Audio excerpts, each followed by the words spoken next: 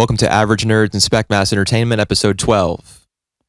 Ordinarily, I would have led with the silly version of the acronym, A.N.I.M.E. Couldn't think of anything this time? Well, no, it's not that I couldn't think of anything. I have some stuff like locked and loaded, like ready to go for future episodes. But this is a bit more of a serious episode because we're previewing the new anime season. Oh, that makes this serious. Oh, it's super serious, man. We're super serial now.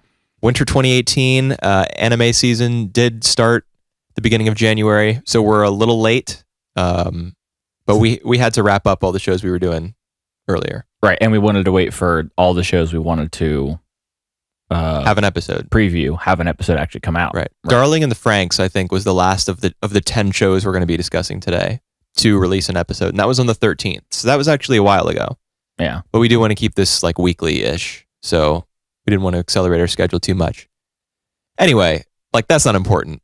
What is important are the rankings that we're going to be giving to these 10 shows, because the top 5, based on the scores we give them or whatever, are going to be going on to the final round. Yeah, we're going to be covering them for the foreseeable future until the end of this season. And if some of them start to bore us, we may drop them and pick up some other stuff.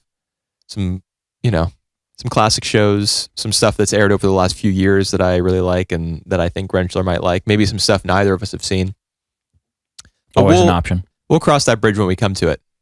Cool beans. So I have the 10 shows listed over here in the randomizer.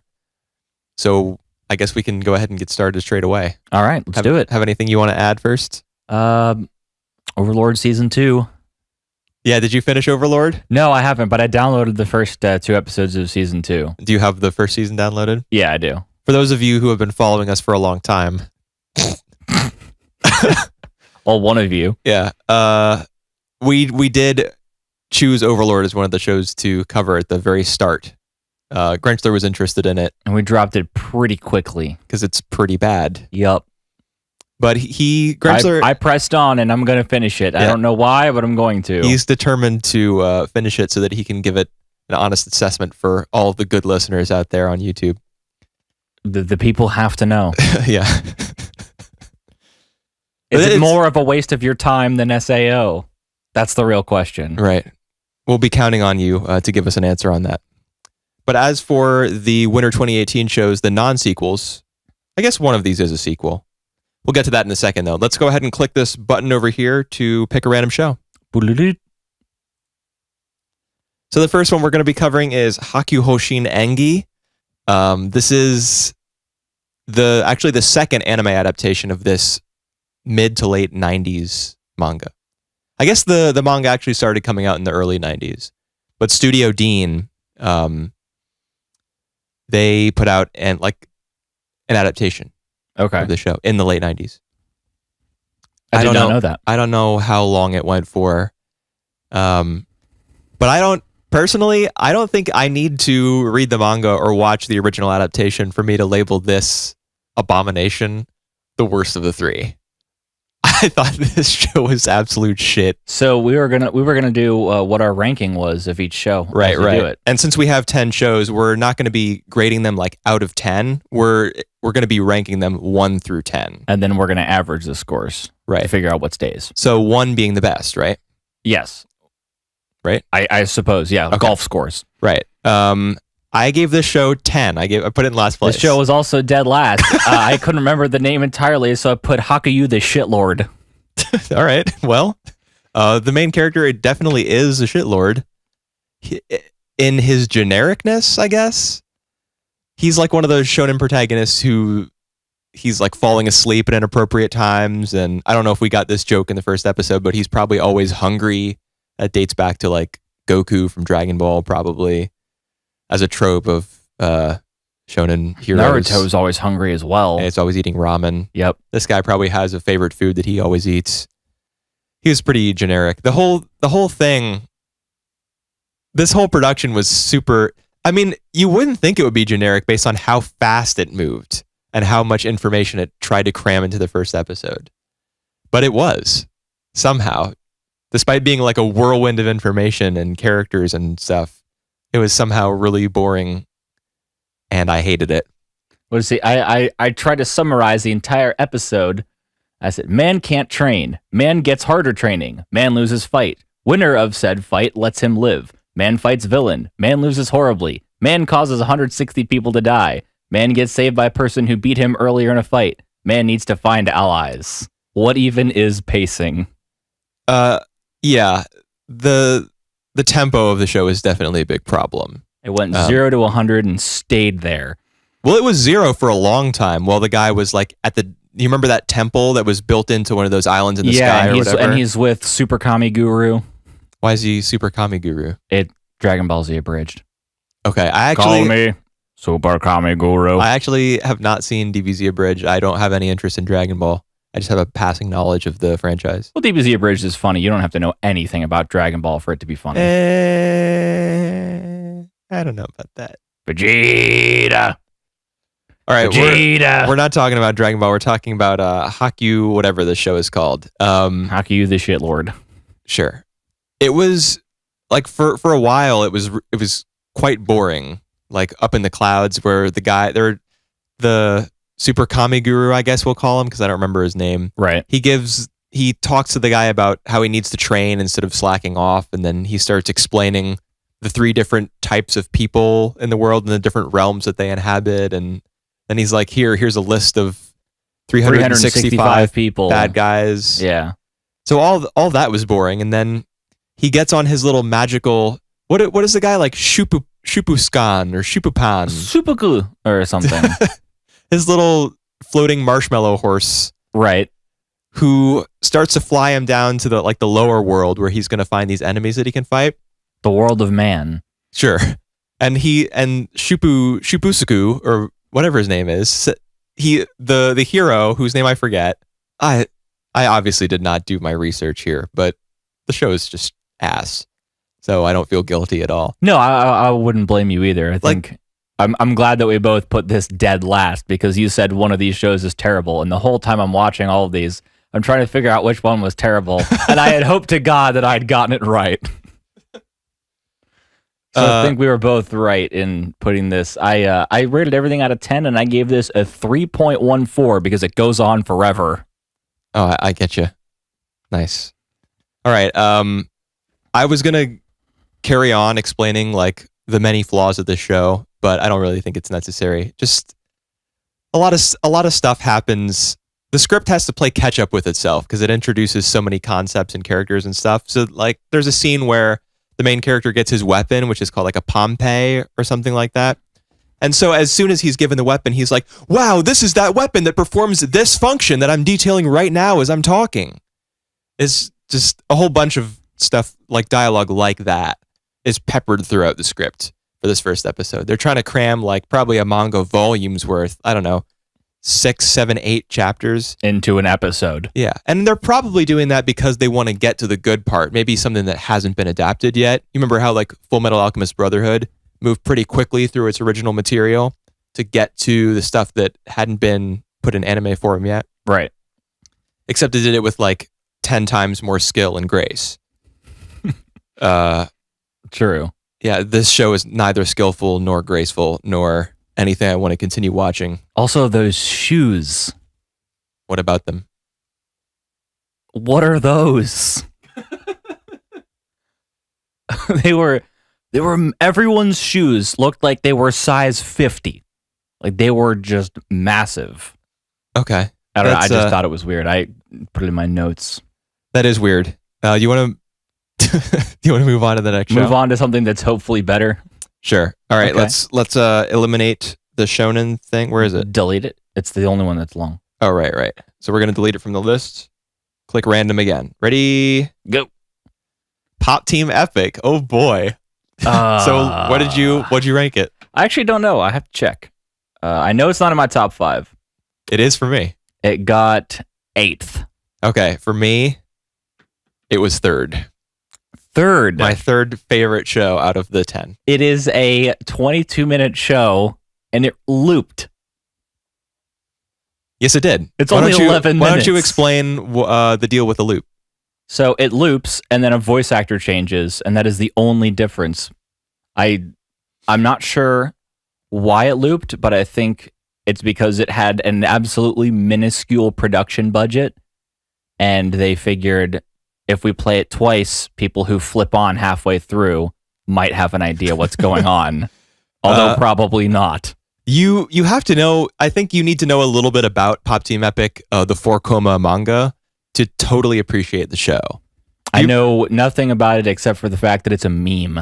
It is a meme, I guess, in the loosest, Facebookiest definition of the term. Have you, you remember the intro to the show, right? Yeah, it's a completely different show. Right. It's some kind of idol thing. Yeah, it's an idol show. Shoot, what was it called? Did you write it down? I didn't write it down in my notes. My notes were just, what is this? Okay. Shoot, dude, what is it called? I actually want to look it up. Stall for me. I did want to mention, I thought a couple things. I liked the fake out of the intro. I thought that was really cool when the one of the characters comes through and just tears the screen in half and basically just yells "psych." Like, we're not doing that. The second time watching through it, I picked up a bunch of stuff. There's a scene where they're doing My Neighbor Totoro, but Totoro is just censored out and they both get hit by a bus. Yep. What were some other references? Because this series traffics heavily in reference comedy.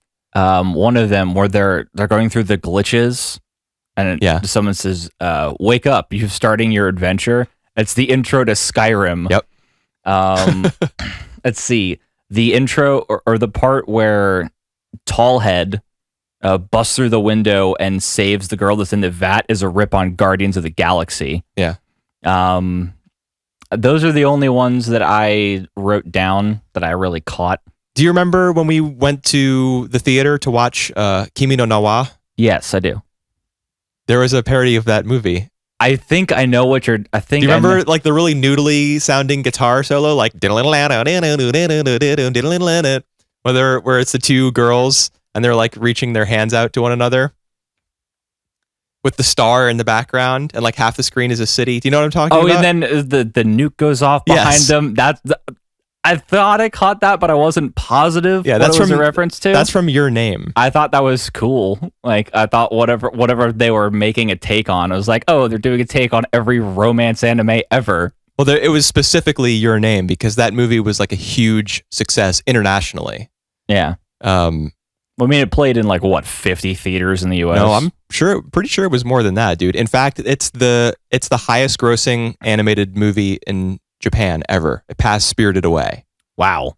Yeah, and it's big all over the world too. Maybe like the biggest anime since. It's still lost to Coco. It's still what? It lost to Coco. I don't know what that means. Oh, for the Academy Award or whatever. Yeah. Was it nominated for an Academy Award? I didn't even know it was nominated. I'm pretty sure it was. I'm not positive if it was, but I know that if it was. Wait a minute, have the Academy Awards even happened yet this year? Coco won Best Animated Feature at something. Maybe it was the Golden Globes. Okay, I don't really keep up with award shows, but I feel like the Academy Awards aren't like maybe they're later this month or whatever. I'm just revealing my own ignorance completely here. I mean, I don't care either. There were plenty of other references too. There was a reference to Chrono Trigger. There was a Pokemon thing. Remember, Tall Head Girl. One of the girls' names is like Pipimi, and the other one is Popiku. I don't remember their names, but they're not important. Tall head, small head. Right. We can just call them that. There was a lot of referential humor, which the success of that kind of humor is going to vary from person to person, right? It depends on whether you've seen Thing and find Thing funny. I didn't catch all of it like the first half, but when I watched basically the whole thing again, right, I caught a lot more of it because that's when I actually wrote everything down. But I wrote down my favorite part was weaponized fidget spinners. When there's like the anime conglomerate that are convinced that Pop Team will never knock them out of their bracket or something, and the dude's just spinning a fidget spinner for some reason. It just made me think of weaponized fidget spinners. Okay. Yeah, the fidget spinner thing, that's another... Which is a reference in itself to reference. Rainbow Six Siege. So, a lot of the reference stuff is not in the original manga, because 4 manga is just 4 panels. It's like one joke. You can't make a 22-minute TV show out of a bunch of different. I'm familiar with how gags. comic strips work. Yeah, well, 4 Yonkoma is like it's a different style than regular comic strips. So a regular 3-panel comic is a different style than a 4-panel comic because it's a specific one less. type of humor that they go for in those sorts of comics. Anyway, you would have to really, really stretch them out in order to make it work in TV form. So they inserted a bunch of references to stuff that are not mentioned in the original manga. So would you even call it a manga? It is. Really? Is it sold in volumes? I don't know. Like on, well, I mean, we know how they look over here. The thing about the intro to this show is called Hoshino Girl Drop. Right. The thing that you really, and this is what I was talking about earlier when I said you have to know a little bit about Pop Team Epic as a manga in order to totally appreciate the anime. In the publication, in the serialization or whatever of Pop Team Epic, it was announced that the manga was going to be canceled because the author was moving on to do Hoshino Girl Drop. This is in real life. So it actually happened. He stopped writing Pop Team Epic. He did Hoshino Girl Drop for like a couple weeks. And then at some point in the newest episode or the newest volume of Hoshino Girl Drop was Pop one Team Epic. One of the characters rips through it and says, "Psych," as if I'd ever do this. And then he went back to writing Pop Team Epic. Huh. So that's the kind of punk sensibility that is behind the show. I also thought it was possible they did the whole intro and outro in order to just get people to watch it in the first place. Yeah, maybe. I mean, I think that's kind of what the show is saying, is that this is the kind of anime that people like happily lap up year after year, like season after season. And then they're kind of raising their middle fingers, as they do multiple times during the actual show, to the idea of doing one of these dumb idol anime. So I enjoyed most parts of the show. I enjoyed all the different art styles they used. Like when they went to Paris, it was animated. It was CG. Yeah. And there were also the Bob Epic Team segments, Babu Mamimi or whatever. Babu Epic Team. Where it was completely like just disgusting looking faces that were constantly morphing between a bunch of different animation styles. It looked like 2 completely different people animated it, and they had no reference to what the other person was doing. That's a pretty good way of describing it. So I liked the regular art style that they used and all the other stuff as well. I just thought it was really bizarre. Rather than being a comedy, I kind of saw it as like a test of your comedic sensibilities. Like kind of throwing stuff at you and being like, do you think this is funny? Well, how about this? Well, how about this? You think this is funny? Am I funny yet, guys? Am I cool? Am I hip? Yeah, pretty much, I guess. And it kind of reminded me of like the very first gag of the episode where Pipimi was punching Tallhead and saying, "Are you mad? Are you mad? No. Are you mad? No. Are you mad?" That's kind of what the show is doing. It's an elaborate prank. It's an elaborate you mad. Kind of, yeah. We are all Bill O'Reilly. And I forget who said you mad. And they got dirt on us, doggy. I guess. So I liked it. You apparently didn't like it as much. No, It's fine. it was interesting, kind of. I've seen the second episode. There's one clip in particular from the second episode that just made me like laugh out loud for a long time. So I wasn't laughing about how funny it was. I think I was just laughing about how absurd it was. Yeah, it's absurd for absurdist sure. humor. So you were laughing? Yeah, but not at what I thought was well-crafted humor. Well, does comedy need to be like super smart and well-crafted and have its pinky raised in the air at all times? If it's trying to be a television show, I think it needs to. Okay, I kind of like the fact that this show is a TV show and is kind of like taking advantage of its medium to shit all over itself. Glad we're sticking to this whole 6 minutes per show thing. Yeah, let's move on. Pop Team Epic's probably one of the ones that would takes more discussion, though, just because of how strange it is. Yeah. I am confused. I don't troll /A enough to understand. Yeah, the manga for the show is posted all over. I remember. You told me about it. All right, next. Crossing this one off the list, pick a random item. And we got Hakumei to Mikochi. This is the one about the two little miniature people who live in the forest. So what ranking did you give to this one? Number 7. Okay, I gave it 9. So really? So that averages out to 8, so this will be Dropped. in the bottom half. Yeah, we won't be covering this. Tell us a little bit about the show. So it covers the adventures of 2 small boys. They're girls. I know they're girls. I'm sure small boys is a meme right now. Just anything ending in boy is a meme now. Neat. Or any one blank versus small boy. Okay, I don't care. It's a meme. Anyways. So what did the small boys do? The first episode, they made some food. They got a chest of drawers. They tried to find a bird to grant a wish, and it turns out it was the bird that one of the small girls had raised previously. Right. And that was it. And then in the second half of the episode, which is a different story, they go to that like portside market. Yep. And she loses her wallet, and they just walk around and meet people. And they're just out shopping. It's just like a day out shopping. Yeah. So this would fall under what genre? I don't know. SpongeBob. Slice of life. I suppose, but you know that term, right? Like, I know what slice of life is, but generally speaking, when I think slice of life, I think humans and their lives.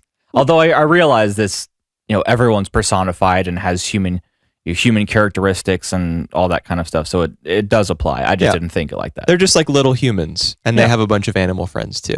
Yep. So the talking animals were one of my favorite parts. I thought that was pretty charming. Yeah, I remembered. Well, you need me to scroll? Okay. No. You don't have to scroll for it. I remembered in my notes I wrote that I thought the little bugs were really cool. Yeah. All the praying mantis, or I think they call it a locust in the subs, delivering their newspaper. Yep. Yeah. When I saw that near the beginning of the first episode, I thought, oh man, I'm gonna love this show. But as it went on, I liked it less and less. Really? Yeah. And one of the reasons for that was I thought the production values were pretty low. The background art looked great. Everything else, not as much. There were a lot of panning shots. How did you feel about the technique of like panels being put on top of the action? I thought it reminded me of panels being on top of others in a manga. Okay, right. But how did you feel about that technique being applied to an anime? It was fine. Okay. I didn't think it was like, man, they have no money. I kind of felt that way. That's honestly. I guess I'm not that elitist yet. I don't know about whether it makes me an elitist. I just didn't like it. Okay. And that's fine. This show is from the same studio and from the same director as a show that I watched last year called Kuzuno Honkai, or Scum's Wish, which used the exact same technique of like the action being interrupted, the background kind of getting blurred, and then a panel with a character's like reaction to something or whatever being imposed on top of the frame. It's just, I really feel like you're not taking advantage of the filmic aspect of TV when you're just injecting panels, probably straight from the manga, into your work. I sort of disagree with that. Okay, why? Shows like Arrow, Flash, and the CW comic book shows will do that in order to, reference the original material being a comic book. Wait, do Arrow and those other shows, don't they just compose shots that look like panels from the comic book rather than actually putting a panel onto the screen? Sometimes they put a panel on the screen during like an intro or outro shot, like before or after a commercial break. Okay. Very rarely. But that's very different. Rarely in the middle. That's different than doing it like continuously and habitually throughout the show. I mean, it probably happened 5 times over the course of both halves. I feel like it was more than that. It may have been, but I I didn't feel like it interrupted anything. Okay. All right, I got you. So one other note that I took was that I thought that the characters blended really well into the backgrounds, as opposed to something like Children of the Whales that we watched last season, where the characters there was a completely different style being used for the characters than the backgrounds. Right. In this show, I thought they blended together very nicely, and not in a way that made you not to be like, oh, I can't see them. Yeah, it wasn't like a Where's Waldo situation. It was everything looks like it was drawn at the same time. Well, not everything's being drawn literally at the same time. No, I know that, but it just looks like the characters belong in that world. Right. They look the same. Yeah, that's and that's good. Yeah. So that was a positive for me while I was watching the show. Yeah, I liked the art. I liked how it was two halves of an episode. Because I appreciate that kind of structure as well. I think if Girls Last Tour had done something like that, that it could have possibly done a lot more with its setting. If rather than taking one idea and stretching it to 22 minutes, they had a bunch of ideas and cut them into smaller pieces. Well, a lot of the Girls Last Two episodes that we watched were split into 3 sections. I guess. It was like the same thing. I think having a clear start and end, though, for me, kind of just like, okay, this is a new thing. There was a clear start and end to a lot of the Girls Last Tour episodes. Yeah, but the setting didn't change. It was still gray, white, gray. Okay, but that's not what you were talking about. You weren't talking about setting changes or visual changes. You were talking about structure. I don't know. I just felt I liked it. I think it worked for this show. And I think it would have worked for Last Tour as well. That's what we just established. That's what Last Tour did. That's what it broke a lot of its episodes up into 3 parts. You think it did? And it literally did that. I didn't feel like that. It started in the middle of the episode. It started a new section with a title screen. Oh wait, really? Yes. Maybe I just didn't pay attention at all. Oh my god! All right, let's move on to the next show. Elmo. What? Enough, let's move on. How many times am I going to have to say that before you learn it? As many times as it takes you to watch Girls Last Tour and realize what the show is doing structurally. All right, which one are we getting rid of here? Hakumei. Right? Yeah, it's right there. So now we're going to be doing Hakata Tonkotsu Ramens. Right. This is the show about assassins and stuff. It's this city where 3% of its population are hitmen. Right. So how'd you rank it? 1. Wow. Okay, well, I guess we're going to be covering it. 1, really? Yeah, absolutely. Okay, I put 6. This was far and away the best of all of them for me. So if you put it first and I put it 6 with an average of 3.5, it's definitely going to be in the top half. So we'll be covering it going forward. The first clear winner, I guess. So what did you love? What did you love so much about it? I love the music. Okay. I liked the setting and the visuals, and I liked the story and what the plot was. It felt like an American cop show almost. It does have a Western feel to it. In fact, it's mimicking another show called Durarara and Baccano as well, both from the same studio and I think the same author, which are both very Western. Baccano in particular is set in Prohibition era America. So this show is going for that same style. So yeah, you're not wrong to pick up on a Western influence. And there is a bit of a jazziness to its soundtrack as well. So I agree that the soundtrack is cool, although I didn't think it was like top notch. No, I mean it wasn't like it wasn't stellar, but I loved I liked the style of the music and the instrumentation. Okay. The art style, I thought it was dog shit. Did you notice that, like... Let me push my glasses up, guys. Did you notice that almost every shot where there was any light source at all, the light source was either super bright and had like sun rays going through the entire frame and obscuring everything else, or if it was at night, it was like some wacky bunch of colors. Like, it was completely inappropriate. This is called the Abrams style. Yeah, pretty much. Yeah, you're not wrong at all. It was really distracting, and I didn't like it. I thought the character designs were also loose in a bad way. I thought a lot of the hairstyles were dumb. I didn't like how the show looked visually at all. So the fact that I ranked it a 6 is based on the strength of its premise. Because even though the show hasn't like come together in any significant way yet, it does have kind of a cool feel to it. You know, there's like, you know, a detective who's always bedheaded, and like a bunch of killers who are, you know, like betraying each other and forming alliances and stuff. And there's companies where assassins work and are contracted, and there's like a buff old ramen chef who's, you know, he's probably like an ex-assassin or something, and he got out of the biz so he could like serve ramen, and he's just like he's an information guy now. Yeah, so there was a cool vibe to the show for sure. I don't like the way it looks at all. I thought it looked fine and or good. Fine and or good, okay. Yeah, well, you know, visual taste is subjective. It is, yeah. And I think it was trying to visually look like some shows do here in America, where they look like it looks like somebody who's trying way too hard to make it look filmic. Okay. And it kind of gets this over-styled sort of look to it, and I kind of like that. All right. I think if it's done in the right way, then it can kind of look cool. All right. I guess we'll agree to disagree there. We'll see how the show holds up.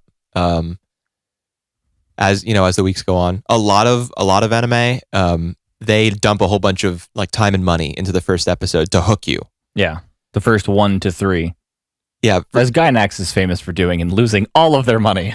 Yeah, well, Gainax is more like 75. The first 3/4 of the show are like perfection, and then the last quarter is just poop, just thrown together. Yeah. And speaking of Gainax, we'll continue covering Evangelion next week, I think. Evangelion didn't really fall apart after the first 3 episodes. No, not after the first 3. But we haven't reached the end yet. Is it going to? Are they going to run out of money? You're gonna find out. Okay.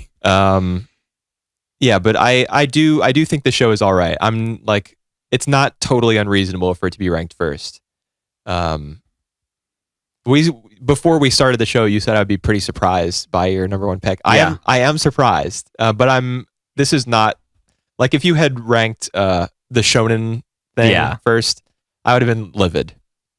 But this is a fine pick. I should have done it just to troll you. Okay. So let's move on. All right. So we can remove Ramens. Koi wa Ameagari. The English title is After the Rain. What'd you rank this one? If I remember correctly, and I'm going to double check first. Come on, this is my thumbprint. Just tell my phone. Sorry here. 9. Really? Yeah. I gave it first. And I'm glad I did because... Let me push my glasses up here. I'm glad I did because this might be strong enough to... It beats Pop Team Epic now. I would rather cover Koi wa Ameagari, or however you say it, After the Rain, than Pop Team Epic. Although I think Pop Team Epic is pretty funny. You're going to keep watching it regardless. Yeah, this? The Pop Team. Yeah, and I'm going to keep watching this too. In fact, the second episode just came out, and I'm actually excited to watch the next episode of an anime, which is a rarity for me. I'm excited to watch a couple of the next episodes. This is absolutely not one of them. Okay, so what about it was such a turnoff, I guess? It was campy, and it knew it was campy, but it did nothing about it. It was campy. In what way? You know what, like a romance is campy. Do you know what campy means? Maybe not, honestly. It means kind of cheesy. Yeah, that's what it felt like. It was super cheesy. Really? Yeah. I didn't get that at all. So it's like, oh, I have this forbidden love. I love this older man, but it's not okay. What do you think about him? Oh, no, he's terrible and he smells bad. I would never do that. Oh, no, now I feel bad about my feelings for him. I'm going to go take a shower.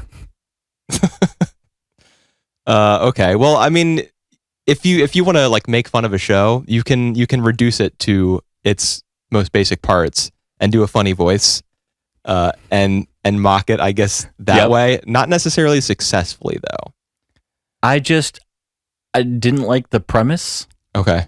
I didn't feel that it could tell a...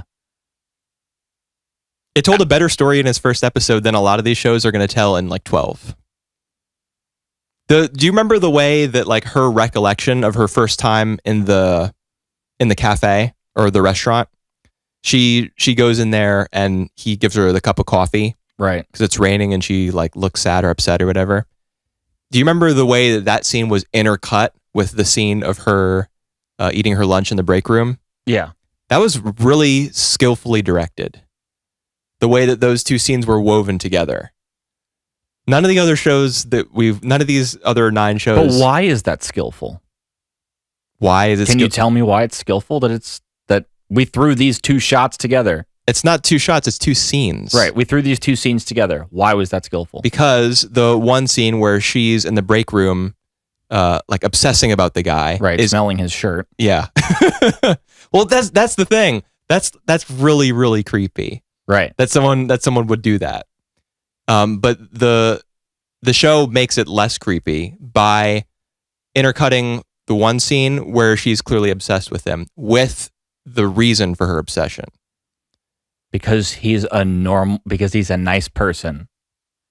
I'm obsessed with you because you're nice. Pretty much, yeah. That seems to be the basis for her attraction. Yeah. Has everyone else in her life like treated her terribly or something? I mean, maybe. That's a pretty big theme in anime, right? Like a lot of protagonists they're treated badly by their parents. They're treated badly by society. They're the downtrodden, the one you want to root for. Yeah.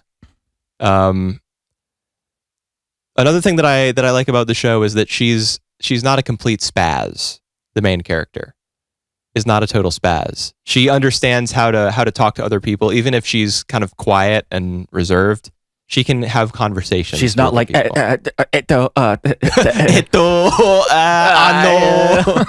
Yeah, she knows how to talk to people. She even knows how to talk to her boss, who she has this big crush on, but she can talk to him normally.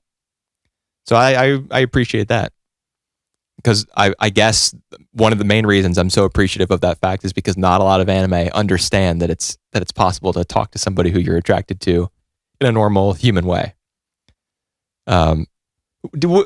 Okay, so you don't like the premise. I can totally understand that. It's a little gross if you think too hard about it. And that's honestly not it. I just don't feel like the premise can tell a good story.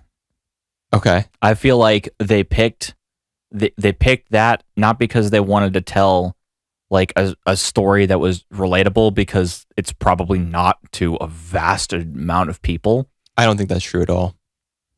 Even if there aren't a lot of people walking around who are like in love with people who are 25 years older than they are, a lot of people are in love with people who they can never have.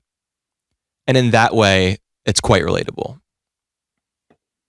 I suppose, but never have for completely different reasons. Yeah, for a different reason, but a lot of the same emotions that the main character would be feeling are going to be felt by millions of other people. Even if the target of the emotion is different. I suppose, but it's okay. So I know what you're saying. You don't have to explain it to me because I understand it. Well, let's move away from this. You don't like the premise, and you don't really think that a good story is going to come out of what they've laid down so far. I don't think I would enjoy watching it. Okay, would be an easier way to say it. Sure. What about the visuals? Do you deny that they're like really good? I thought the art was pretty good. Yeah. Yeah, it's Wit Studio, man. So they seem to have brought, like, I was afraid because they're also doing Mahoutsukai, the second cour this season. So I was afraid they were going to shovel after it the off. rain was going to get totally shafted. But they seem to have brought, if not their A game, then at least their B game, because the show looks good. So we shouldn't talk about it for too much longer. We do want to keep this, we say every week that we want to keep it short, but this time we mean it. This time we mean it. So I actually think now that it's scored a 5, which is above the midpoint of 5.5, like if you average 1 in 10, you get 5.5. I think this show's guaranteed to receive coverage. That doesn't mean we're necessarily going to be watching it for like 11 or 12 more weeks. We might decide that it's my favorite show got a higher score, so nah. So let's move on. I really like the show. You not even a little bit. I'm not going to be opposed to watching it. Like, I'm not just going to be like, I'd rather slash my wrists right now. But I'm actually excited to watch the next episode, and that rarely happens to me. I'm excited to watch the next episode of Ramens and a couple other shows. So, it's good that we're excited about anime. Yeah. All right, let me figure out the next show. Do do do do do do do do. Darling in the Franxx. Yeah. All right, how'd you rank it? Number 2. What? 7. Really? Yup. But Gotta be the contrarian. Can't have anything fun in your wait a life. minute. Why am I the contrarian? You're way more contrary than I am. If we're going by like gaps in score. Okay, so Pop Team Epic 5. This Ramens 5. FranXX 5. What are you talking about? Why do you keep saying 5, 5, 5? The difference between the numbers. Oh yeah, is 5. But I mean, okay. Let me just back up. Saying contrarian and being like LOL contrarian is the worst possible argument that there is. We didn't know each other's scores, right. So it's not contrarianism. If I had known your score and then been like, oh, I hate that, that's being a contrarian. But we didn't know each other's scores. I made sure of that. Right. I know we didn't. So you're wrong. Well, somebody can be there's more than one definition of contrary. No, you're realizing now there that is. you hadn't put your opinion out there yet. And so shut it. It's not how contrarianism works. And that's a really lame and stupid internet thing that people do, is call each other that. All right, Darling of the FranXX. So looks like we'll be picking it up because between 7 and 2, the average is 4.5. So it's sitting pretty at number 2 so far. Yep. And you don't want to watch it. No, I'm not really excited to watch any more episodes.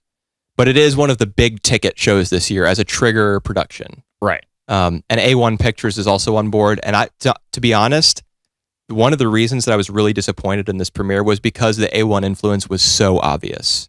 They make the most generic looking characters who are basically just face swaps with different hairstyles. I thought that was all over this show. The little academy that they're in or whatever. It has to be a male and a female piloting.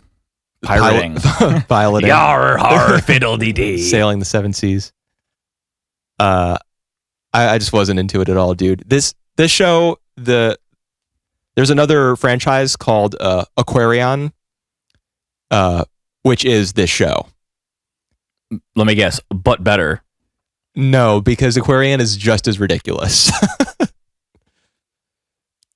The thing is I expect Japanese television to be ridiculous, so it doesn't. It doesn't get a negative score for that. So do I. I loved Pop Team Epic after all. Maybe loved is too strong a word. It's kind of good that our scores are so different, though. It makes it more interesting than just like, we have very different tastes in entertainment. Yeah, obviously. So why'd you rank it number 2? I don't. Where are my notes on it? It was the first thing I watched.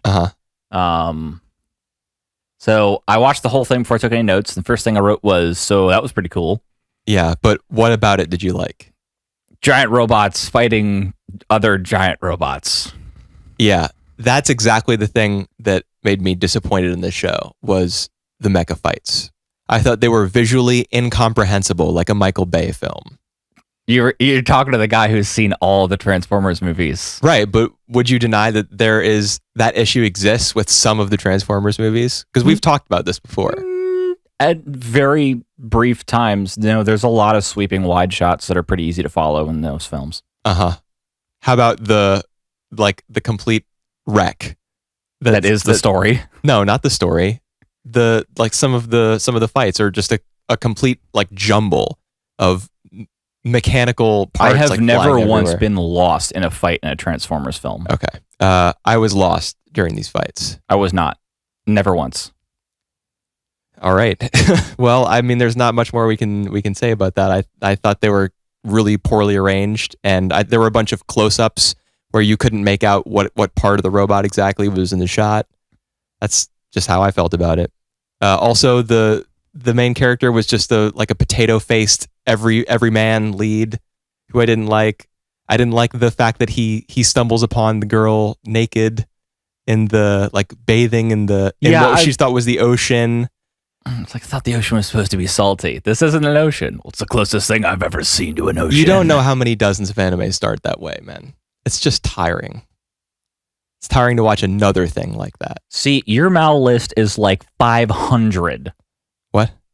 Your Mal list is like 500 things. If you include all the things you've dropped. Yeah. Mine is 50, including everything I've seen. Okay. You've seen 10 times more anime than I have. Then, so you're way more tired of something that might be a trope that I may have literally never seen before. Then let's take originality out of the equation. Would you deny that it was really dumb? Of course it was.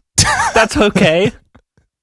I'm allowed to like dumb things. Yeah, you're definitely allowed. But you're allowed to, but you shouldn't. Well, how about the fact that you know how men and women have to pirate again.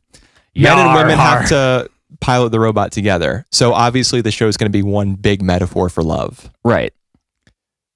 Okay. How about the fact that the women are called pistils and the men are called stamens? Do you know what those are? Yeah, I know those are parts of a flower. Yeah. I did pass biology in 5th grade. The sex organs of a flower. Yes. I am aware of this. It's just there's no subtlety at all to what's going on. Not everything has to be finely crafted with an X-Acto knife to be the subtlest thing that you have to be an art critic to be able to pick up on. I was making that exact argument with Pop Team Epic earlier. What? That not everything needs to be totally finely crafted to be appreciated. And yet now you're saying it about this. The reason that I'm saying it about Darling in the Franxx as opposed to Pop Team Epic is because Darling in the Franxx is clearly trying to be meaningful with all that flowery metaphorical talk about birds and sharing wings and stuff. Whereas Pop Team Epic is just a giant troll face on screen for 22 minutes.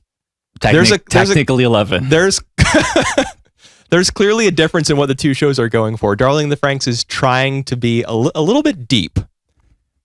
And I think you may be overestimating what the writers are trying to do. Maybe the writers are trying to give themselves an excuse to make something that looks cool. Yeah, but that's the thing. All the dialogue about there's a bird that has to share its wings. Oh, I'm searching for the bird in the forest. That is clearly an excuse. It isn't entertaining. It isn't meaningful. It doesn't make me feel anything. It's not evocative. Fine, if we drop this, we'll pick up Iron Blooded Orphans. I liked the first season of Iron Blooded Orphans. I think it totally crashed at the end, but there are a lot of that's a show that has a lot of emotional moments throughout its runtime in the first season. You're midway through or something. I know there are several character deaths already. Yeah, and those hit pretty close to home for me as I was watching. This show, it's only been one episode, to be fair, but I cannot imagine being even a little sad if any of the characters die. I can't fathom it, dude. See, I don't need I can absolutely appreciate a good story, but I don't need it to enjoy something. Okay.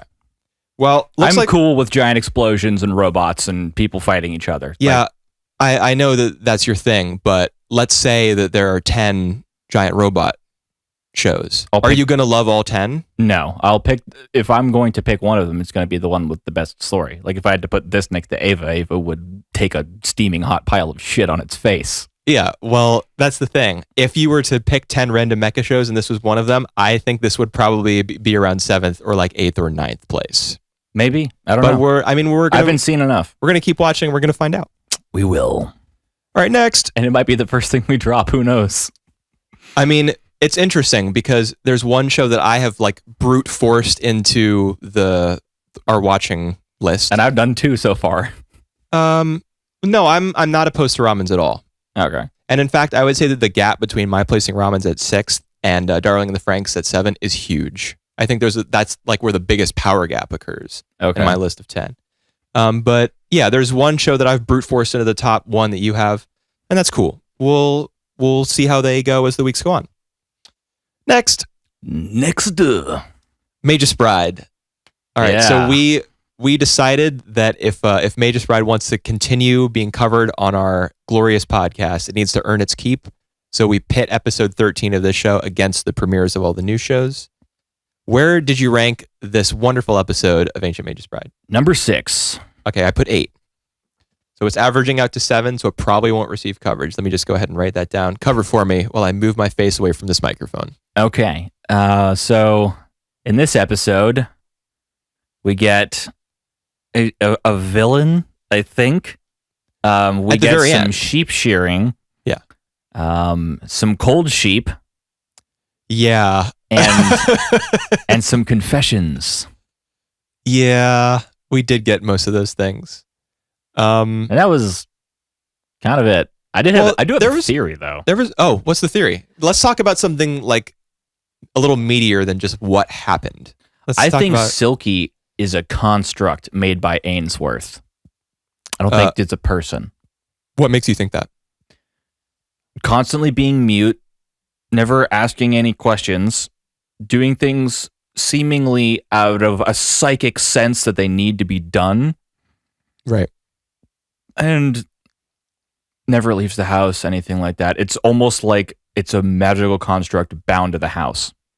She may very well be bound to the house. I feel like this franchise, not the show maybe, but at some point in the series, be it the manga, be it some other piece of media, the show or Magus Bride may have given a reason for Silky's existence. Silkiness. Isn't her name also Silver? I always get mixed up. Silver, Silky. I don't know. Yeah. I think there's a reason for the way she is, so I'm not sure that that's true. But that's interesting. Yeah, she does never leave the house. Just a weird thought I had while I was watching. But the oh my god, the psychicness that you were just talking about, her always doing stuff right when it needs to be done. I feel like that's more of a trope, right? Like a story element. Like she's the comforting mother figure who is always there and is kind of encouraging Chise and Elias from the shadows and is just making the house into a home. I feel like that's just a purpose that she's serving, and that's why she appears to be kind of like prescient. So I don't really agree with your theory, but I do like it. Okay. So this episode for me, like all the wrong stuff was focused on. That was my deal. Like fly ball. The cold sheep thing. You remember when Elias walks away and he's like, if you see one of those cold sheep, just get me. Instantly, you know what's gonna happen. Yeah. Like there's not even a second's doubt. Yeah, but why didn't he give her a little more information before leaving? Like why wouldn't he say, oh yeah, if you see one of these, it's dangerous. You need to get out of there. Why don't you come back into the house? You need to summon me immediately. Just shout for me. It's going to do this, this, and this to you. It's going to attack you in this way. It's just dumb. I think we're meant to infer, based on the fact that this show is trying to beat us over the head with the fact that he's like a child.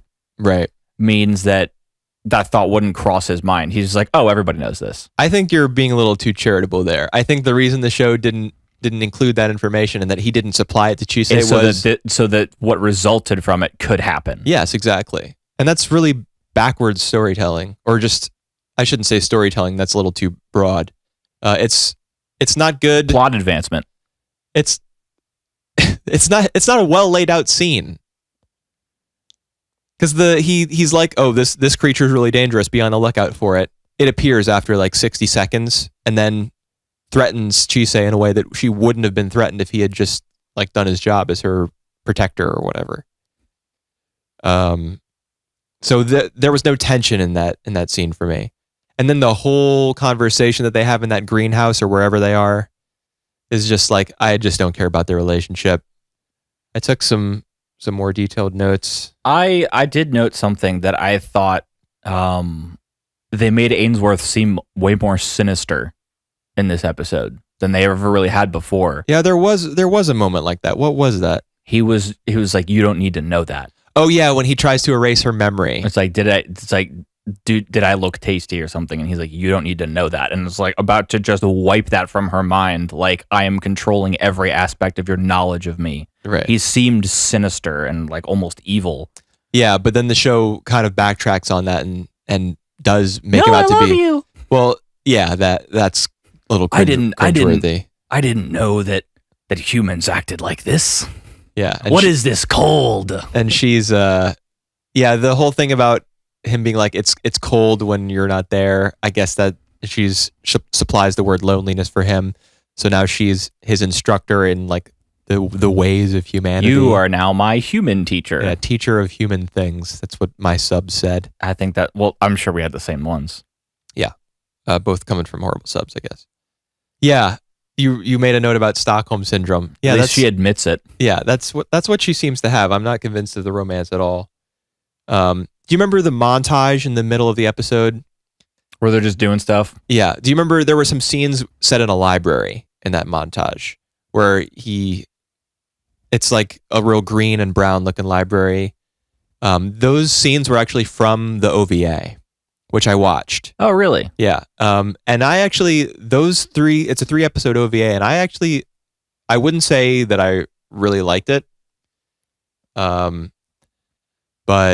I'd say that they were good episodes, standalone episodes. They told a story about Chise when she was a little girl discovering like a magical library in the forest. And like befriending the librarian who worked there.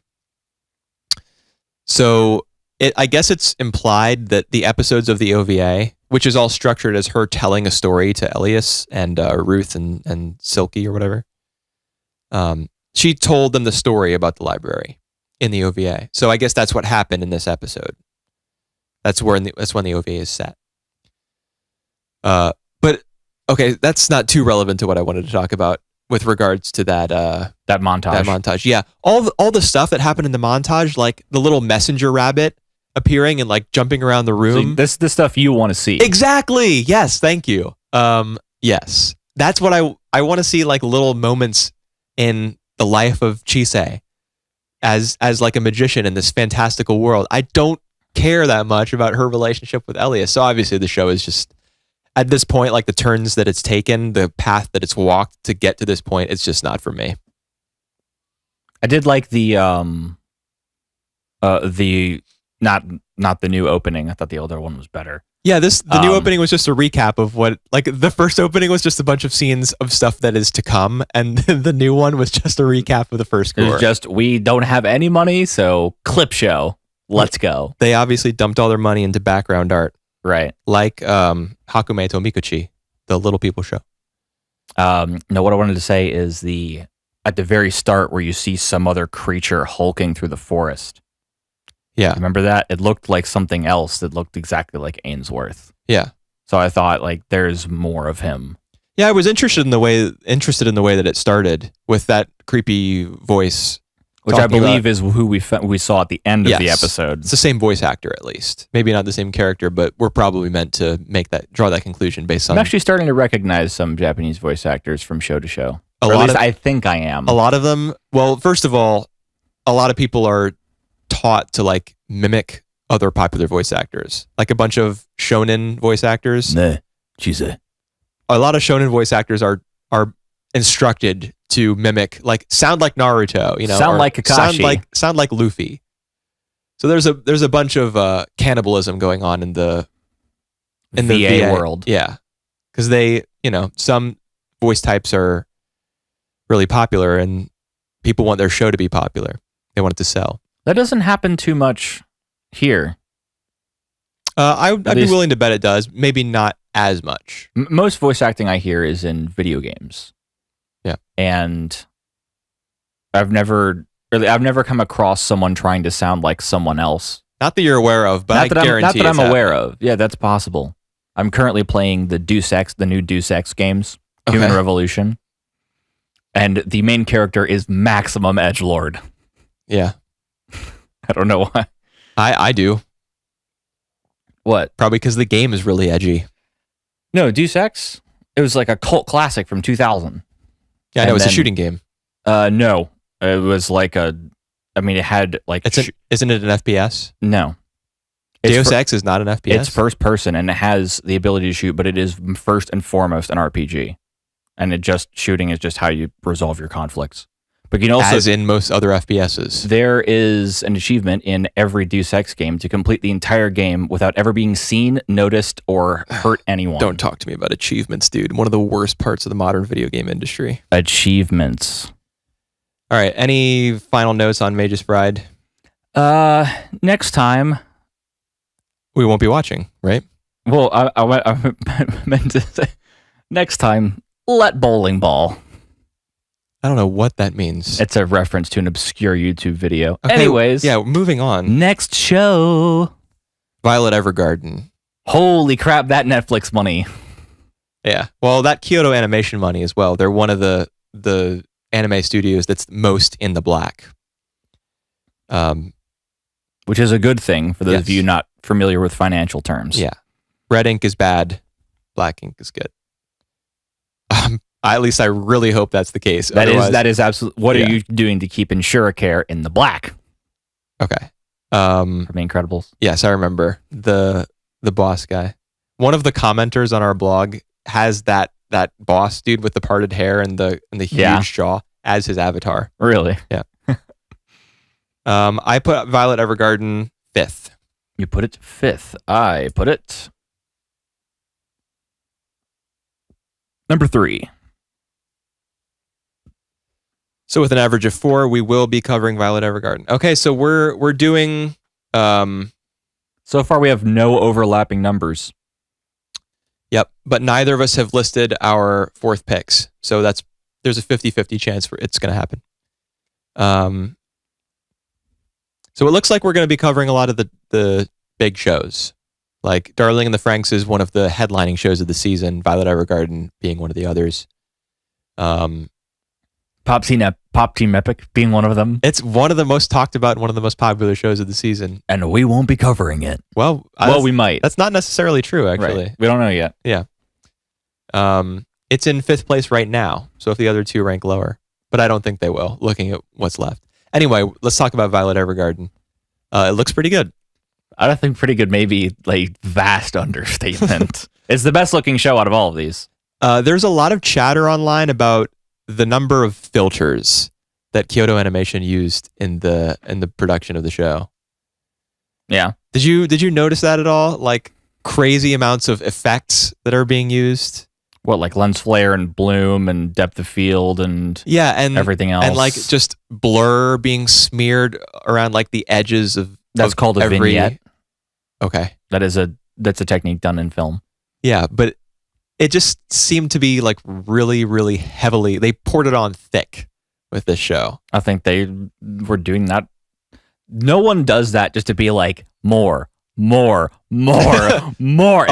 it's like you don't stop designing something. I at least would hope that who the art director or whoever is in charge of the overall look of it is trying to achieve the look they got. Yeah, instead of just being like, how many more layers can we add? Yeah, that's kind of the conversation surrounding the show online, is that a lot of people seem to be accusing Kyoto Animation of having that mindset. Like, how many effects, how flashy can we make this thing look? And I kind of agree. How many flares can we put on our lens before people get annoyed that they can't see the original image anymore? The part that was most egregious to me were dark scenes, like nighttime scenes. There were a few where there were like street lamps lighting everything, but you couldn't really in none of the shots could you see evidence of those street lights existing. Like everything was really kind of grainy and really smudged a little bit. Those scenes really distracted me and I thought looked ugly. But a lot of the show looks great. So I would say that for the most part, all the complaints that I'm seeing about it online are unfounded. I don't know about that. Or at least dismissible. Not that either. Just ignorable. Like whatever. Yeah. Like not. I'm gonna keep throwing adjectives until you say yes. Not show ruining. How about that? Okay. I thought it looked great. It does look good. I mean, to a certain extent, I like that like almost over directed look kind of. That's why you liked the look of Ramens so much. Yeah. Hakata Tonkotsu Ramens. I like that. I like that look. I think it can be done wrong. But I think that it was in Ramens. I think it was done I wrong. don't think so. Yeah. At least not to my eyes, which are very weird. Okay. Yeah, I like that look. I'd say your eyes are more normal if you're drawn to stuff that looks like my this and normie. that. No. Violet Evergarden. So we've established that it looked pretty good. How about the story?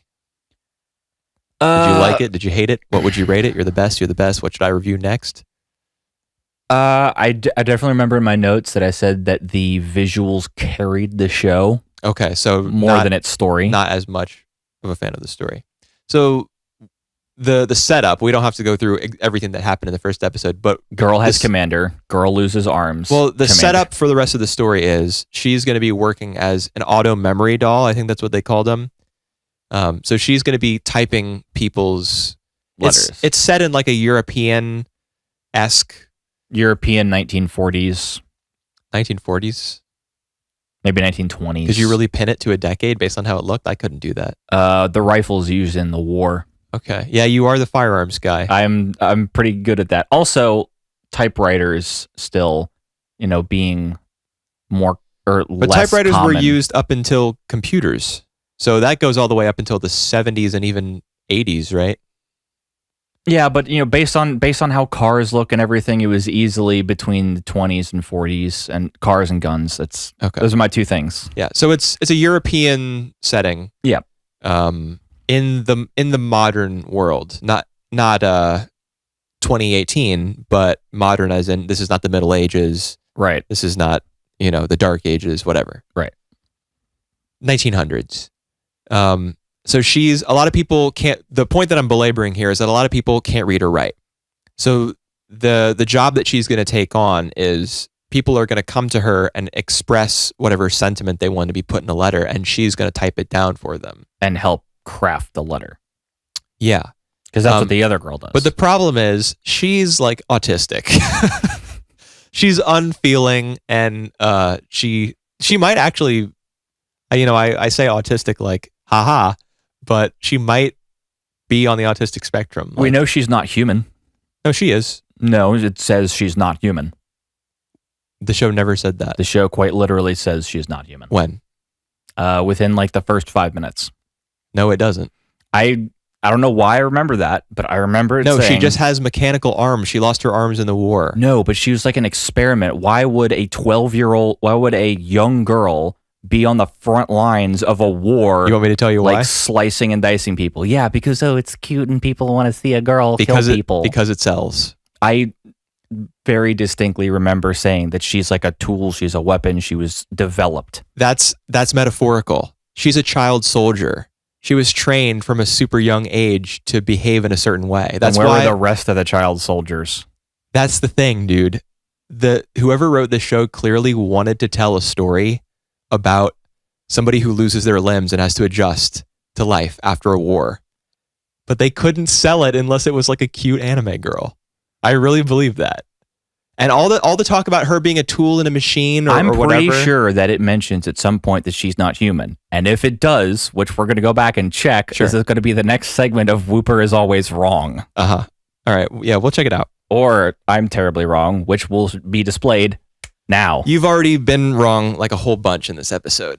So, it's fine. Shh. I edited. I can do what I want. I guess that's true. I should watch my mouth. So clearly what the show is going to do going forward is she's not super well adjusted. She's not totally in tune with her emotions. She wants to discover like what love is and all that stuff because her commander told her I love you like right before he died. So by working with other people and trying to figure out a way to put their emotions into words, she's going to learn how to put hers into words. Yeah, she's going to become more in tune with her emotions and herself and stuff. That's the general trajectory that the show has mapped out for itself. And she also has cool looking auto mail. She sure does, dude. Her arm. That's the most, like a lot of anime are resorting to CG when they have to portray anything robotic. Like Darling and the Franxx, some egregious use of CG, in my opinion, in that show. Do you remember the scene where they're in front of the council or whatever? That whole thing is just a bunch of like blocks and spheres. Yep. It was ugly. This show thankfully does not have that problem. It was really amazing looking, like painted Yeah. automail stuff to It was use cool that. looking. I was like, Edward got an upgrade. Yeah, he definitely did, dude. Yeah, I am excited to see where the show goes. Maybe excited is the wrong word. I'm not super stoked about it, but it looks good. The potential is there. So that's cool. Yep. All right, next show. That's that. We got 2 more to go. Let's finish it up before 1:30. Kokkoku. Kokkoku. What'd you rank it? Let's find out. 4. 2. All right, so that is our highest scoring show. Yes, it is. I thought the show was really cool, dude. Especially the opening. Do you remember the opening at all? Coming in, coming out, dun dun dun dun dun dun dun. It's that rap Yeah, with all the weird colors. The funky like bop bop bop bop with the bass. The intro I remember the most was Fear and Loathing in Las Vegas from the show that shall not be named. Oh my gosh, that made my ears bleed. I like them. It was awful. That's what their music sounds like. No way, It's dude. just The OP that they did for the OP that they did for Hunter x Hunter was so much better. Yeah, they have some hit or miss songs, but I like them as a general band. I have. It was ear cancer. The one they did for Hakyuu, whatever, just total crap. Anyways, so it sounds like we both like this opening for Kokkoku, though one of us. You mean the show, not the opening, because you remember it, I don't. Yeah, well, oh yeah, I guess I just love it so much that I assumed you did too. Yeah, anyway, yeah, of course. we it looks like we both like the show. The one thing that I really give it a lot of credit for is its depiction of the family. The main girl who's like looking for a job, her sister, I think. Her sister is working like 1 or 2 jobs or something to support her kid, her daughter, or her son or whatever. Her son, yeah. Yep. And she doesn't know who the father is. Right. She's got a brother who's like a useless NEET or whatever. He's inside playing Dark Souls. Yeah. Is that what he was playing? It's meant to look like Dark Souls? It's supposed to look like a Souls-like game because it's got the 3 bars. It's got the health, the mana, the stamina, and the little circle in the left corner. So it was supposed to be a Souls-like game. Right. And you've got the dad who's the like the day drinking grandfather. Yeah, and the dad who's just like barely putting up with all of it.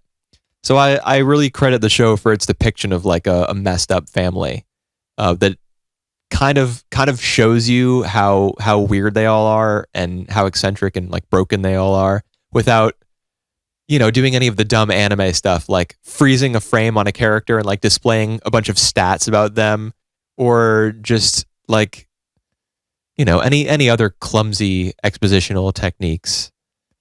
I'm trying to think of one, but nothing's coming to mind. I just like the way that the show moved forward and introduced characters. This is Hakyuu. Hakyuu has a drinking problem. No narrators. Yeah, there was no narrator. That was nice. I mean, lots of shows don't have narrators. Not many of these shows did. I just like the way Kokkoku went about it. And then, of course, the sci-fi or fantasy. Fantasy, absolutely. Fantasy. There's no science in this. I feel like the show might get to a point where it explains what's going on in scientific because there's terms. a specific point where someone asks, if you want a scientific explanation, I can't give you one. That's true. I don't understand how this works. Yeah, but don't you think? Remember at the end, because the guy gets kidnapped, the little boy gets kidnapped. Right, but there's something weird with the little boy or something weird around him. The girl sees it. Yeah, but I don't think taken. it's anything weird about the boy. Maybe it is. That might be interesting because it is part of their bloodline. A dormant spirit that's possessed or something like that. Yeah, that was the coolest moment of the episode for me. Was at the very end, that huge monster looking thing. Yeah, 100% CG, but with that much detail on it, it has to be. Yeah. What was it exactly? I couldn't, like that spiky looking part around its like neck or torso. It looked like thorns. Yeah, but I don't think it was thorns. I couldn't even make out what it was supposed to be. One arm, an eye, and a weird like tail for a leg. Although it was floating, so it doesn't need legs. Was it floating? I thought it did have a foot that was on the ground. I don't think it has a foot. I think it's like a little. It looks like the bottom of Spoink. Spoink? Spoink. The Pokemon? Yeah. It doesn't look like that. I mean, it wasn't that coiled, but it was like a little tail thingy. Okay. So yeah, so it was an odd-looking monstrosity. Yeah, they can stop time, or the grandpa can stop time by putting his blood into the little rock. Yeah, it's like it doesn't. None of it makes any sense really, but for some reason I'm not bothered by it. Probably because the characters all feel pretty believable to me, so that carries me through the rest of the show. And like the little conversation that they have while time is frozen on the way to like the ransom site. Like how other people can misuse the power. And yeah. It's like, my grandfather gave this to me and told me, don't use it for bad things. Don't steal money with it. So the power is connected to the portrayal of the characters because they're all portrayed as a family, and we know that some kind of spiritual power or something runs through their bloodline. Right. So it's everything. Every aspect of the show is kind of wrapped up in every other part of it. So I found that it was a pretty well crafted episode. Their bloodline apparently has the ability to teleport. Yeah, the grandfather can tell. In addition to being able to stop time, maybe that's not exclusive to him because that's the rock thing. But he can also teleport, but he can't really control it. So it's like a defense mechanism that just triggers. No, I think he does it on purpose. But he doesn't know where he's going to go. Right. He does it on purpose the first time when he stabs the guy's foot with the glass shard. And then he says, we can't take the boy. And he teleports away with his, I guess, granddaughter. The main character is the granddaughter. I think the reason he says he can't take the boy is because he sees the thing that's going to come out of him. Out of the boy? I think so. Oh, so you think that spirit is directly connected to the kid? And one of the reasons I think that is because you've got, they don't know who the father is. That's true. So it'd be like a mix. It'd be like a mixed part of a bloodline. Oh my gosh, dude, that's really interesting. They don't know who the dad is, and we know that there's a rival organization. Like the whole reason that they kidnapped the kid was it was a trap to get the grandfather to come because what their real target is the grandfather. But like maybe this rival organization or whatever that's trying to kidnap them, maybe they're part of a different bloodline or something. And maybe different bloodlines have different powers. Different abilities. That would be kind of shown in E. But this show, I give this show a little more credit than that. I don't know which way it's going to go, but that's an interesting point that you made. I'm excited to see what happens next.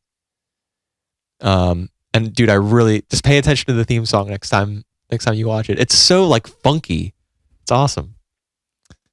Any other thoughts about it? I definitely thought it was cool, and I wrote, for sure want to see what happens next. Okay. So we agree on that. Yeah. So we can figure out, I guess, what the final rankings are. It looks like none of our shows shared the same rank. So the last show is Sora Yori. I just wrote Sora Yori. It has a much longer Japanese title. Right. The English title is A Place Farther Than the Universe, and it's the show where all the cute girls want to go to the South Pole. Right, done by Madhouse. Yes, although that doesn't mean much these days. Which is a shame. Let's see here. So I put it fourth, and you must have put it... It'd be like if Nintendo started making mobile games. Dude, do not knock the new mobile Animal Crossing. I was addicted for a solid month. I've put it off at this point, but it was good. Oh no, we both ranked the Shonen thing last. Oh, okay. So at least we can agree on that. Yeah. Okay, so you put it fifth. I'm going to assume that's correct. And I put it fourth. So it ties in fourth place. So it looks like the 5 shows that we'll be watching are Kokkoku, Violet Evergarden, Darling in the Franxx, Sora Yori, the show we're about to discuss, and Koi wa Ameagari. So that's cool. I'm not unhappy by that lineup at all.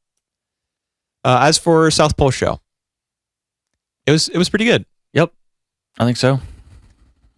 It's interesting to me. Well, maybe this isn't interesting. It's kind of expected of anime, but the main character is not the girl who you might expect to be the main character. You might expect that the girl whose mother disappeared on an expedition to the South Pole would be the focus of the show. But she's not. Yeah. She instead is at least not directly. She's like the catalyst for the main character's journey of probably like self-discovery or whatever. That's probably going to be the theme because she doesn't know exactly what it is she wants to do. She's feeling kind of restless and she wants to make the most of her youth or whatever. Right. So clearly this show is about her and her her journey to find a purpose. Her journey to, I've done nothing with my life. I want to do something. Yeah, are there really a lot of high schoolers who feel that way? I don't know. More than you'd think, I would hope. More than I think you would hope. Yes. It's a bit of a confounding analysis there. It is, but nonetheless, true. I don't even know if there's a way to ascertain the truth of that statement. You can, because it's a hope, so it has to be true because it's not. Oh, we're getting really postmodern over here. Postmodern-esque. So how did you feel about this show? You seem to like it well enough, so did I. Yeah, I enjoyed it. Cute grill wants boat. Where are my notes on it? They're right there. Okay. I honestly wasn't, after I finished watching it, I knew I liked it, but I had no idea what to score it, so I kind of just guessed. Okay. And it ended up in spot 5. I liked it a little more than that. I was pretty sure that it was one of my favorites. I mean, I liked it more than Violet Evergarden. So that means it has to be good. I do like. I think Violet Evergarden to me was just carried by its visuals to be like a spot or two higher. This show is no slouch visually, I don't think. No, I do absolutely not. A lot of anime now, maybe not a lot, but you see one or two like this every season, are going for that look where the characters seem constantly illuminated.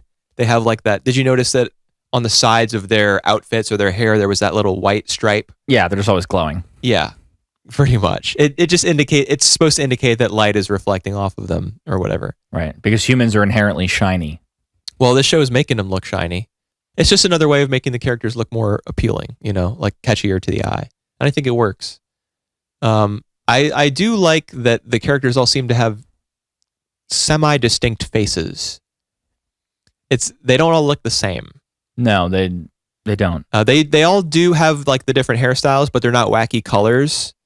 So even though the show has kind of an outlandish premise that the girls are all going to the South Pole, it is going for a bit of realism in the way that the characters look and perhaps in the way that they'll actually get to the South Pole.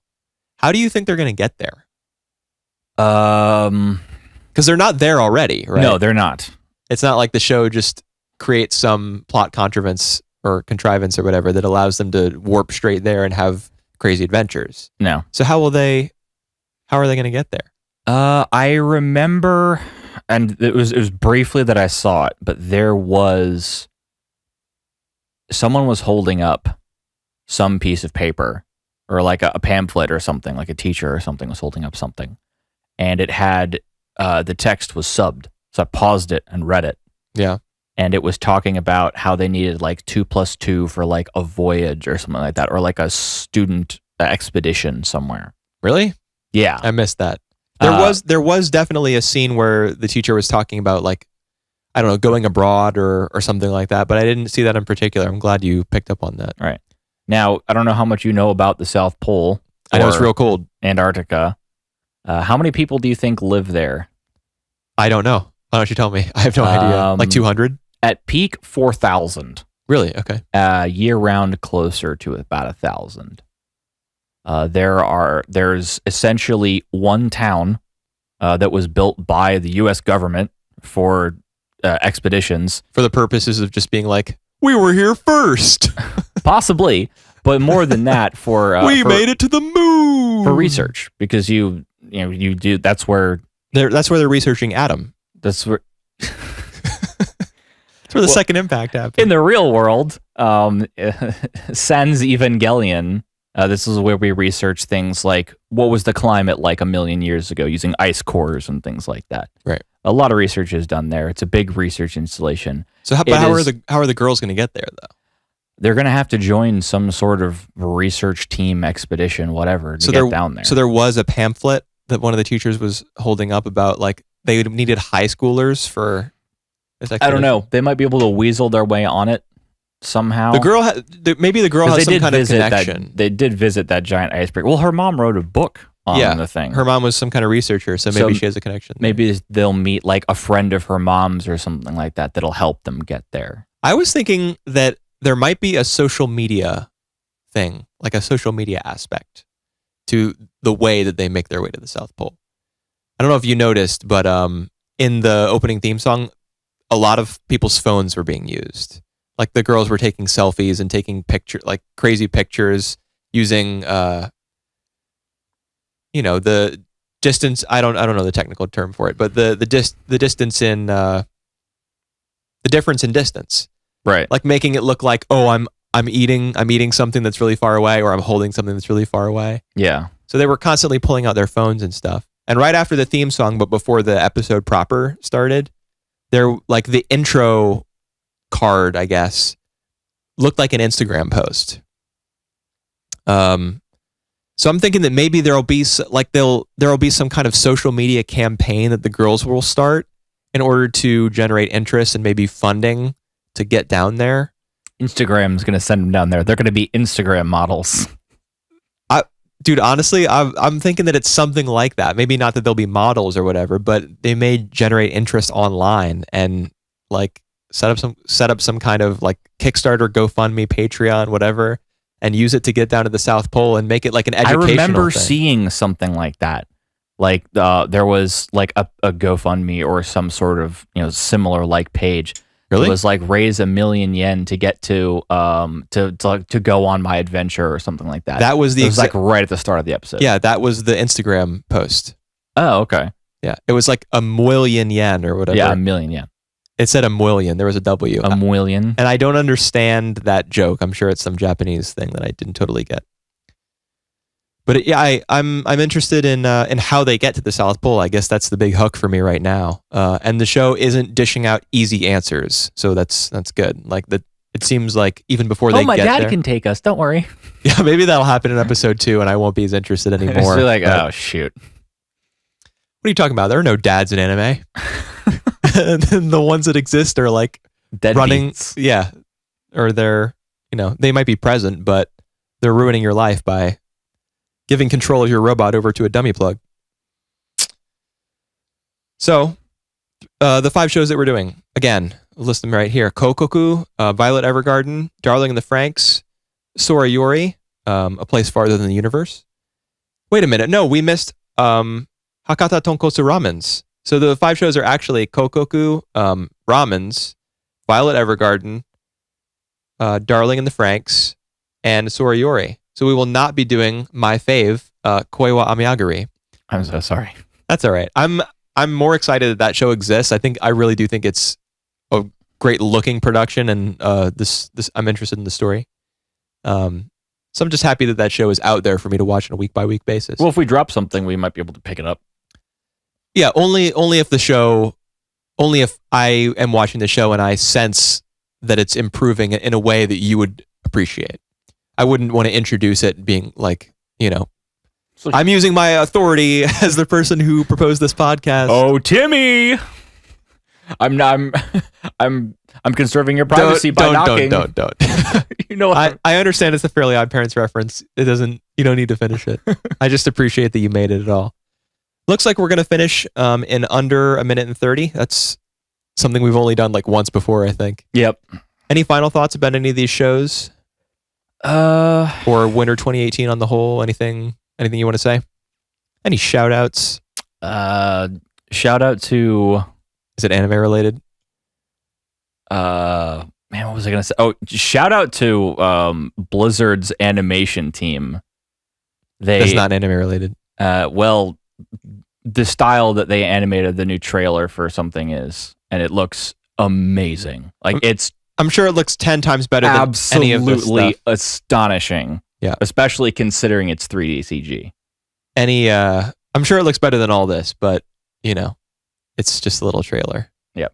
It's only 2 minutes and long. These are going to be big old productions. Right. Which we will begin covering next week, along with wrapping up Evangelion. After we're done with Eva, we'll go to Dandy. Any last words? Anything anime related? Anime Crimes Division. Okay. It's a thing. Yeah, it is. But this episode is over now. It is. And we'll see you next time when we continue our coverage of these the 5 winter shows. season. Thanks for listening, everybody. We'll see you later. Bye-bye.